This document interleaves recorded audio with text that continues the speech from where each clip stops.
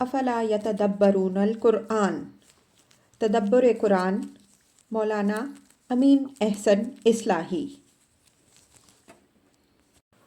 سورہ قاف آیات 16 تا 35۔ حصہ دوم۔ اعوذ باللہ من الشیطان الرجیم، بسم اللہ الرحمن الرحیم۔ القیا فی جہنم کل کفار عنید۔ القیا مثنیٰ کا صیغہ ہے، اس وجہ سے سوال پیدا ہوتا ہے کہ یہ حکم کن دو فرشتوں کو دیا جائے گا؟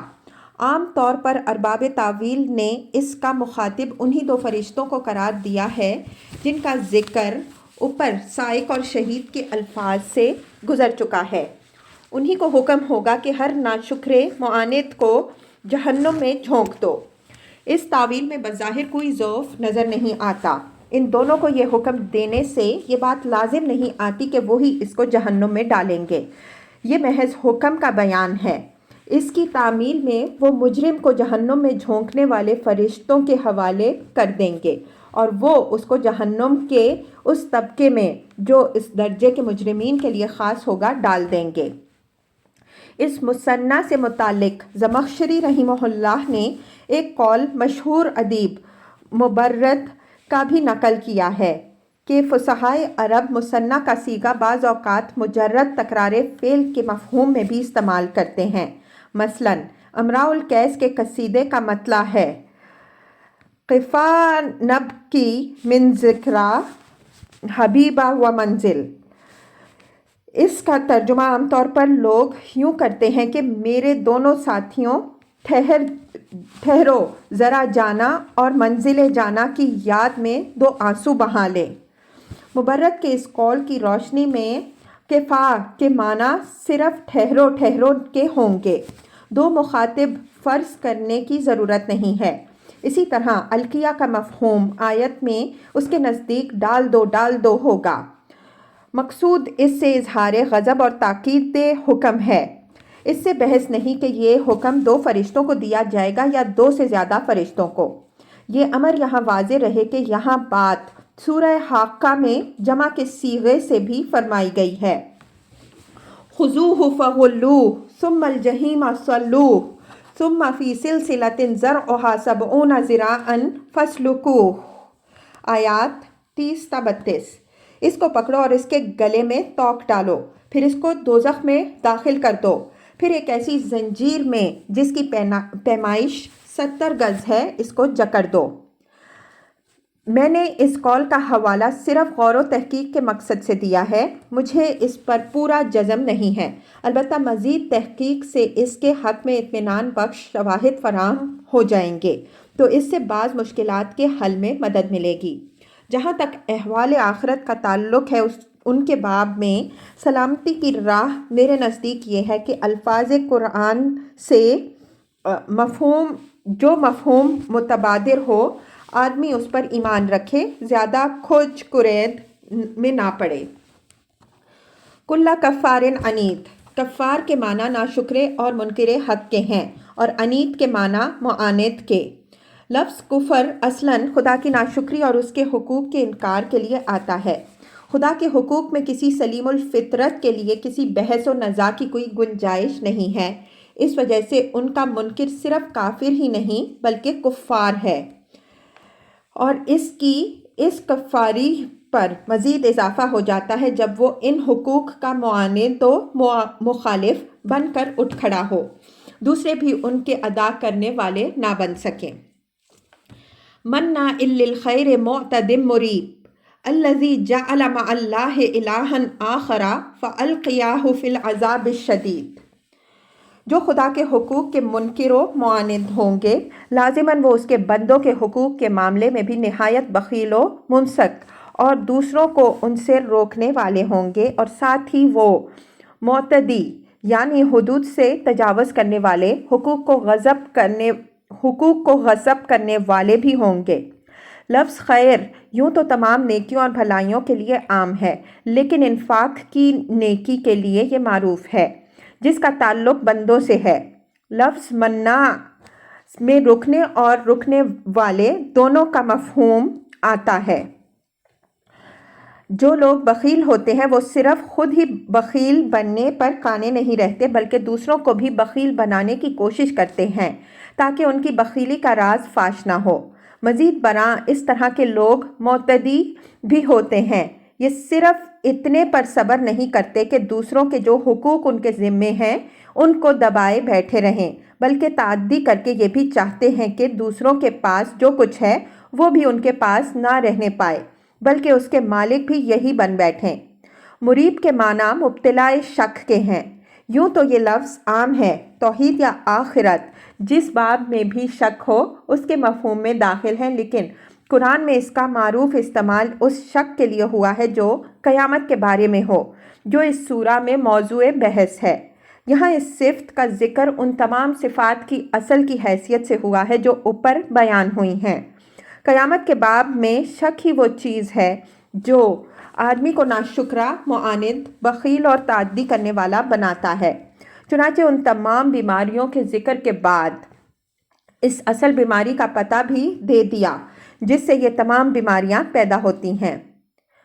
الذی جعل مع اللہ الہا آخر، یہ آخر میں اسلوب بدل کر خاص اہتمام کے ساتھ شرک کا ذکر فرمایا۔ شرک تمام دین و اخلاق کا ہادم اور تمام فساد فی الارض کی جڑ ہے۔ شرک کے ساتھ قیامت کو کوئی مانے بھی تو یہ ماننا بالکل بے اثر ہو کے رہ جاتا ہے۔ اگر آدمی اس وہم میں مبتلا ہو کہ فلاں خدا کا شریک یا اس کا چہیتا ہے کہ وہ جو بات چاہے خدا سے منوا سکتا ہے تو پھر اس کے لیے قیامت کا ہونا نہ ہونا دونوں یکساں ہوا۔ وہ اپنے زعم میں اس کو راضی رکھ کے جو چاہے کر سکتا ہے، اس کا ہاتھ پکڑنے والا کون بن سکتا ہے؟ یہاں عربیت کے اس اسلوب پر بھی نظر رہے جس کا ذکر اس کتاب میں جگہ جگہ ہم کرتے آ رہے ہیں کہ جب صفات کا ذکر حرف عطف کے بغیر ہو تو اس کا مطلب یہ ہوا کرتا ہے کہ یہ تمام صفات موصوف میں بیک وقت موجود ہیں۔ ساتھ ہی یہ نقطہ بھی نگاہ میں رہے کہ یہاں صفات کے بیان میں ترتیب فروع سے اصول کی طرف ہے۔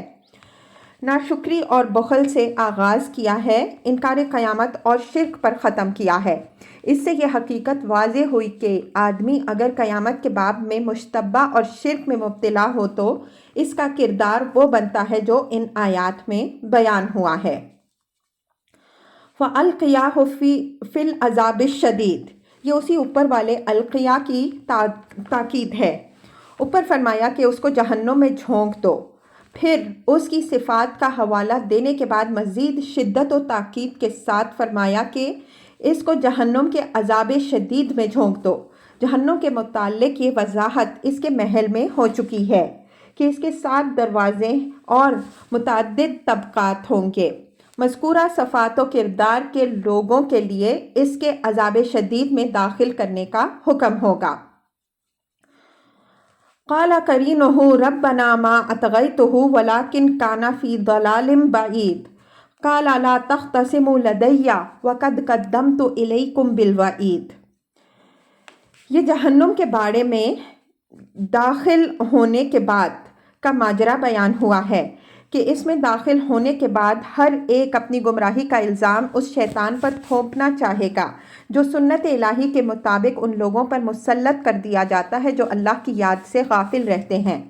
شیطان جب دیکھے گا کہ اس کو مجرم بنانے کی کوشش کی جا رہی ہے تو وہ آگے بڑھ کر اپنی صفائی پیش کرے گا کہ ربنا ما اطغیتہ ولکن کان فی ضلال بعید، اے ہمارے رب میں نے اس کو طغیان میں نہیں مبتلا کیا بلکہ وہ خود ہی گمراہی میں اتنی دور نکل گیا تھا کہ وہاں سے اس کے لیے بازگشت کا امکان باقی نہیں رہا۔ شیطان کے قول ما اطغیتہ کا مطلب یہ نہیں ہے کہ وہ گمراہی کی دعوت دینے سے انکار کر رہا ہے۔ قرآن میں تصریح ہے کہ وہ یہ اعتراف کرے گا کہ اس نے گمراہی کی دعوت ضرور دی لیکن اس دعوت کو قبول کرنے والا یہ خود بنا، اس پر اس نے مجبور نہیں کیا۔ دوسرے مقام پر اس کی وضاحت ہوئی ہے۔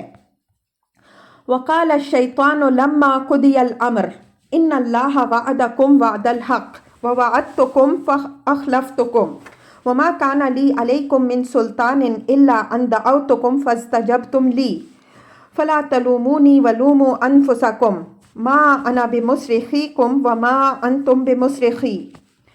سورہ ابراہیم آیت 22۔ اور جب معاملے کا فیصلہ ہو جائے گا تو شیطان کہے گا کہ اللہ نے تم سے سچی بات کہی، وہ اس نے پوری کر دی، اور میں نے تم سے جھوٹے وعدے کیے تھے جن کی میں نے خلاف ورزی کی، اور مجھ کو تمہارے اوپر کوئی اختیار تو حاصل نہیں تھا، بس اتنی بات ہے کہ میں نے تمہیں دعوت دی اور تم نے میری دعوت پر لبیک کہی، تو مجھے ملامت نہ کرو بلکہ اپنے ہی کو ملامت کرو۔ اب تو نہ میں تمہارا فریاد رس بن سکتا ہوں اور نہ تم میرے فریاد رس بن سکتے ہو۔ وَلَٰكِنْ كَانَ فِي ضَلَالٍ بَعِيدٍ میں اس حقیقت کی طرف اشارہ ہے کہ وہ گمراہی میں اتنی دور نکل جا چکا ہے کہ اس کے لیے حق کی طرف باز گشت کا کوئی امکان ہی باقی نہیں رہ گیا۔ یہ امر یہاں ملحوظ رہے کہ جو لوگ نیکی کی راہ سے اپنے آپ کو بہت دور کر لیتے ہیں وہ بالآخر توفیق ہدایت سے بھی محروم ہو کر شیطان کے ہتھے چڑھ جاتے ہیں۔ گویا شیطان نے اس بات کی دلیل بیان کی ہے کہ یہ شخص اگر اس کے ہتھے چڑھا تو اس وجہ سے کہ اپنی دلالت پسندی کے سبب سے یہ سنت الہی کے مطابق اس کا مستحق بن چکا تھا۔ یہاں یہ بات بھی یاد رکھنے کی ہے کہ جس طرح شیطان قیامت کے روز اپنے پیرووں سے اظہار برات کرے گا، اسی طرح وہ لیڈر بھی ان لوگوں کی گمراہی کی ذمہ داری اٹھانے سے انکار کریں گے جو ان کی پیروی میں گمراہ ہوئے ہوں گے۔ یہ بات قرآن میں بار بار بیان ہوئی ہے۔ ہم سورہ ابراہیم سے ایک مثال پیش کرتے ہیں۔ وَبَرَزُوا لِلَّهِ جَمِيعًا فَقَالَ الضُّعَفَاءُ لِلَّذِينَ اسْتَكْبَرُوا إِنَّا كُنَّا لَكُمْ تَبَعًا فَهَلْ أَنْتُمْ مُغْنُونَ عَنَّا مِنْ عَذَابِ اللَّهِ مِنْ شَيْءٍ قَالُوا لَوْ هَدَانَا اللَّهُ لَهَدَيْنَاكُمْ سَوَاءٌ عَلَيْنَا أَجَزِعْنَا أَمْ صَبَرْنَا مَا لَنَا مِن مَحِيصٍ۔ ابراہیم 21۔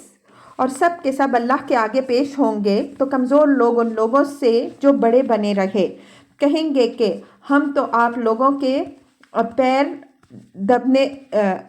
دبے رہے، تو کیا آپ لوگ اللہ کے عذاب میں سے بھی کچھ حصہ بٹانے والے بنیں گے؟ وہ جواب دیں گے کہ اگر اللہ نے ہمیں ہدایت بخشی ہوتی تو ہم تمہیں بھی صحیح راہ بتاتے۔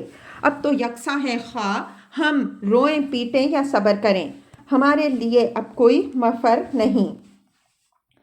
قال لا تختصموا لدي وقد قدمت إليكم بالوعید۔ اس تو تکا پر اللہ تعالیٰ ان کو متنبہ فرمائے گا کہ اب میرے سامنے تمہارا یہ جھگڑا بالکل بے سود ہے۔ یہ الزام بازی کسی کو بھی اس کی گمراہی کی ذمہ داری سے بری قرار دینے والی نہیں بن سکتی۔ میں نے اپنی وعید سے ہر ایک کو پہلے سے آگاہ کر دیا تھا، اس وجہ سے حجت تمام ہو چکی ہے اور کسی کے لیے بھی کسی عذر کی گنجائش باقی نہیں رہی۔ وعید سے اشارہ اس وعید کی طرف ہے جس سے اللہ تعالیٰ نے عین اس وقت آگاہ فرما دیا تھا جب ابلیس نے اللہ تعالیٰ کو چیلنج کیا تھا کہ اگر تو نے مجھے مہلت دی تو میں اولاد آدم کی اکثریت کو گمراہ کر کے چھوڑوں گا۔ اس کے جواب میں اللہ تعالیٰ نے فرمایا کہ جا، جس کو تو گمراہ کر سکے گمراہ کر لے۔ میں بھی آگاہ کرتا ہوں کہ جو بھی تیری پیروی کریں گے، خواہ جنات ہوں یا انسان، میں ان سب کو تیرے سمیت جہنم میں بھر دوں گا۔ اس وعید کے بعد اللہ تعالیٰ نے برابر اپنے نبی اور رسول بھیجے جو وقفہ کے ساتھ آ کر لوگوں کو اللہ تعالیٰ کی ہدایت سے بھی آگاہ کرتے رہے اور شیطان اور اس کی ذریات کی پیروی کے انجام سے بھی جو گمراہی میں مبتلا ہوئے۔ ظاہر ہے کہ ان کے پاس کوئی عذر باقی نہیں رہا۔ اس کے بعد وہ جن نتائج سے دوچار ہوں گے ان میں انہوں نے جان بوجھ کر گویا خود چھلانگ لگائی ہے۔ ما یبدل القول لدی وما انا بظلام للعبید۔ یہ اسی بات کی مزید وضاحت اور تاکید ہے۔ فرمایا کہ جس بات سے میں پہلے سے آگاہ کر چکا ہوں، اب تمہارے ایک دوسرے پر الزام دھرنے یا رونے دھونے سے وہ بدلی نہیں جا سکتی۔ اللہ کے وعدے اور اس کی وعیدیں بالکل قطعی اور اٹل ہیں۔ یہ جو کچھ تمہارے سامنے آ رہا ہے تمہارے اپنے ہی اعمال کا ثمرہ ہے، اس وجہ سے اب اس کو بھگتو۔ میں اپنے بندوں پر ذرا بھی ظلم کرنے والا نہیں ہوں۔ وما انا بظلام للعبید میں عربیت کا جو اسلوب ہے اس کی وضاحت ایک سے زیادہ مقامات میں ہم کر چکے ہیں کہ جب مبالغہ پر نفی آتی ہے تو اس سے مقصود مبالغہ فی النفی ہوتا ہے۔ اس وجہ سے اس کے معنی ہوں گے کہ میں بندوں پر ذرا بھی ظلم کرنے والا نہیں ہوں۔ ہمارے مفسرین اور مترجمین عام طور پر اس اسلوب سے چونکہ ناواقف ہیں، اس وجہ سے وہ اس کو لیس بظلام کے معنی میں لیتے ہیں اور مترجمین اپنے ترجموں میں انہی کی پیروی کرتے ہیں، حالانکہ یہ الفاظ قرآن سے صریح بے پرواہی ہے۔ غور کرنے کی بات ہے کہ اگر مقصود یہی کہنا ہوتا کہ اللہ تعالیٰ اپنے بندوں پر ظالم نہیں ہے تو زبان کا سادہ اسلوب چھوڑ کر اس مطلب کے ادا کرنے کے لیے لیس بظلام کا اسلوب کیوں اختیار کیا جاتا؟ قرآن میں ہر لفظ اور ہر اسلوب کا ایک خاص مقام ہے جس کو اچھی طرح سمجھے بغیر آیت کی صحیح تعویل ممکن نہیں ہے۔ کلام عرب میں اس اسلوب کی مثالیں موجود ہیں۔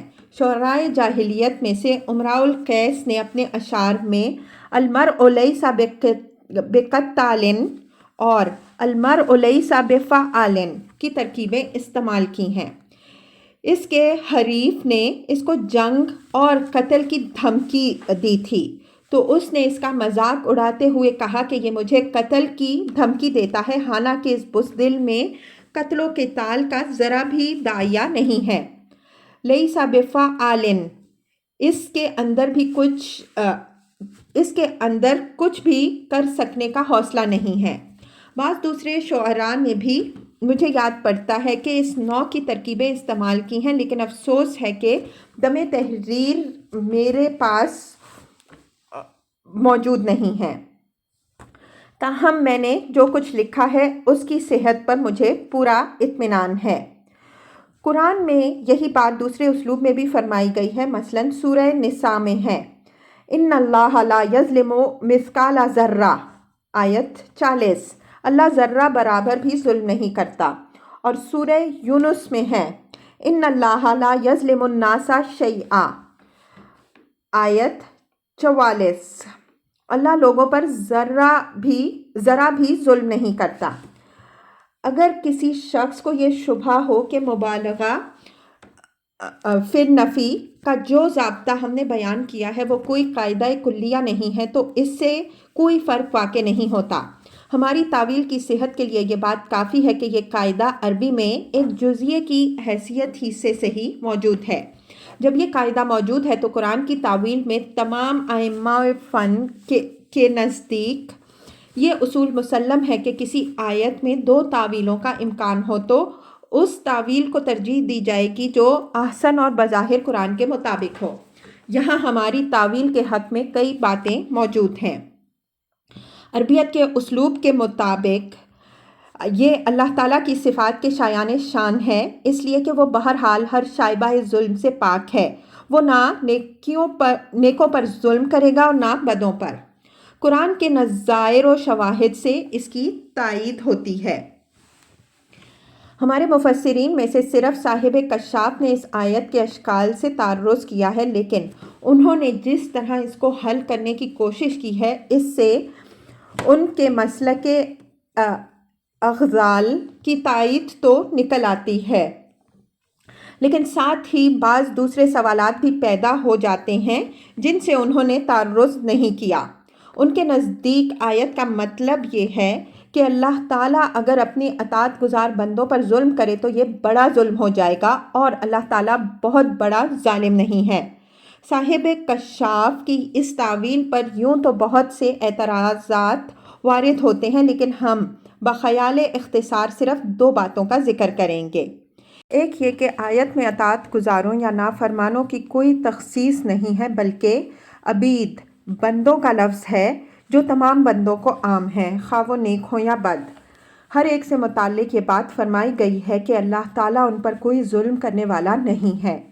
اس وجہ سے یہ تحدید و تخصیص بالکل بے دلیل بلکہ قرآن کے الفاظ کے خلاف ہے۔ دوسری یہ کہ آیت کے سیاق و سباق پر نظر ڈالیے تو معلوم ہوگا کہ اللہ تعالیٰ نے یہ بات فرمائی ہی ہے ان لوگوں کو مخاطب کر کے جو جہنم کے مستحق تھے، ان کو خطاب کر کے ارشاد ہوا کہ تمہارے ساتھ وہی معاملہ ہوا ہے جس کے تم سزاوار تھے۔ اللہ اپنے بندوں پر ذرا بھی ظلم کرنے والا نہیں ہے۔ کشاف کی اسی تعویل کو اس دور کے بعض لوگوں نے اس رنگ میں پیش کیا ہے کہ اللہ تعالیٰ چونکہ خالق ہے، وہ خالق ہو کر اگر اپنی مخلوق پر ظلم کرے تو یہ بہت بڑا ظلم ہو جائے گا، حالانکہ یہ بات اللہ تعالیٰ کی شان کے منافی ہے کہ وہ بہت بڑا ظالم بن جائے۔ اس وجہ سے اللہ تعالیٰ نے اپنے ظلام ہونے کی نفی فرمائی ہے۔ یہ بات کہنے والوں کو شاید علم نہیں ہے کہ ہمارے متکلمین کے سواد اعظم نے تو اسی دلیل کی بنا پر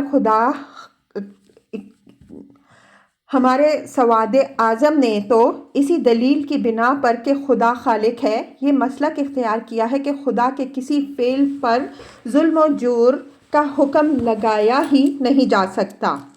وہ اگر نیکوں کو جہنم میں ڈال دے تو یہ بھی عدل ہے، اور اگر نافرمانوں کو جنت بخش دے تو یہ بھی عدل ہے۔ غور کیجئے تو معلوم ہوگا کہ پرانے متکلمین کی یہ بات غلط ہونے کے باوجود اتنی غلط نہیں جتنی غلط اس دور کے نئے متکلمین کی بات ہے۔ دوسرے ان حضرات نے اس پہلو پر بھی غور نہیں کیا کہ اللہ تعالیٰ نے اپنی ذات سے ظلم و جور کی جو نفی کی ہے تو اپنی صفات عدل، رحمت اور حکمت کی بنا پر کی ہے۔ اس بنیاد پر کہیں اس کی نفی نہیں کی کہ اللہ تعالیٰ خالق ہے، اس وجہ سے وہ بڑا ظالم نہیں بن سکتا۔ مسئلہ کا ایک اور پہلو بھی ان حضرات کی نگاہوں سے اوجھل رہ گیا، وہ یہ کہ اگر یہ فلسفہ صحیح مان لیا جائے تو اس کے معنی یہ ہوئے کہ غیر خالق کی طرف سے مخلوقات الہی پر ظلم ہو تو خواہ وہ کتنا ہی بڑا ظلم ہو لیکن وہ ظلام نہیں ہوں گے۔ یہاں تک کہ فرعون و حامان اور نمرود و شداد بھی ان کے نزدیک بڑے ظالم نہیں ہوں گے، اس لیے کہ وہ خالق نہیں تھے، اور بڑا ظلم صرف وہی ہوتا ہے جو خالق سے صادر ہو۔ معلوم نہیں یہ علم کلام ان حضرات نے کس مکتب میں پڑھا کہ جو خالق اور رازق ہے اگر وہ ظلم کرے تو وہ ظلام ہو جائے گا، اور جو نہ خالق ہیں نہ رازق اگر وہ ظلم اٹھائیں تو صرف ظالم ہیں۔ بہرحال یہ ساری منہ شگافیاں خواہ قدیم متکلمین و مفسرین کی ہوں یا نئے مترجموں اور مفسروں کی، عربی زبان کے اس اسلوب سے ناواقفیت کا نتیجہ ہیں جس کی ہم نے اوپر وضاحت کی ہے۔